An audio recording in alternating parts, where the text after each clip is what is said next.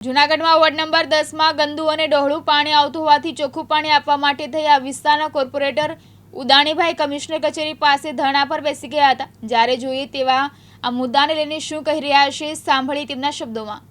Udani ward number 10 corporator અમારા વિસ્તારમાં જે ગંદુ પાણી આવતું હતું અને શુક્રવારે ડેપ્યુટી કમિશનરને મળવા આવ્યો હતો અને વાતચીત બધી હતી, પણ આજે મેં ધરણાનો કાર્યક્રમ રાખેલો હતો। કમિશનર સાહેબની ચેમ્બરે ધરણા ઉપર બેસી ગયો હતો। આજે ડીએમસી સાહેબે આજે એના એન્જિનિયર ચાવડા સાહેબને બોલાવ્યા અને બધી રજૂઆત કરી। આ ચાવડા સાહેબે મને એટલું કીધું કે આ બાબતે આપણે 2-4 કલાક પાણી વહેલા મોડું કરીએ અને તો થોડુંક ચોખ્ખું પાણી થઈને આવશે અને સાંજ સુધીમાં એનો નિર્ણય લેશે। એટલે અત્યારે હું ધરણા પૂછું ને હું ઉઠતો નથી, એની અત્યારે ઓફિસમાં જઈ અને કઈ બાબતનો નિર્ણય છે એ તપાસીને કાલ પાણીનો વારો છે, પાણીના વારામાં જોઈ લેશ કેટલું ચોખ્ખું પાણી આવે છે।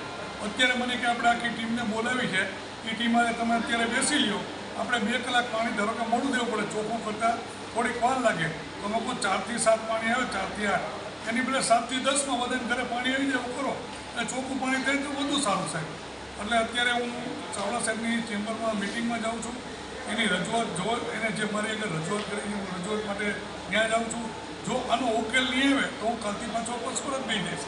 અને બીજું કે અનંત ધર્માવાળી ગલી, માંગનાથ રોડ અને નજર મોહમ્મદની ગલી જ્યાં ભૂકંપ ગટવાળા 8-8 મહિનાથી ખોદીને વયા ગયા છે। અત્યારે સાહેબને મેં રજૂઆત કરી કે બિલકુલ સાહેબ ત્યાં પેચવર્ક કરી દો, મને કે વરસાદ રહી જાય એટલે પેચવર્ક કરી દો।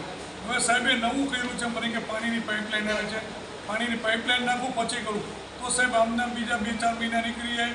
પછી કે રોડ આખો નવો બનાવો, આખો રોડ બનાવો તો એને એન્જિનિયરને 500 સાહેબને બોલાવ્યા, વરસાદ રહી જાય અને પછી તમે જો પાણીને રોડ ખોદવાનું કામ ચાલુ કરો ને વચ્ચે પાણી પાઇપલાઇન નાખીને કામ કમ્પ્લીટ કરાવો તો વધારો છો।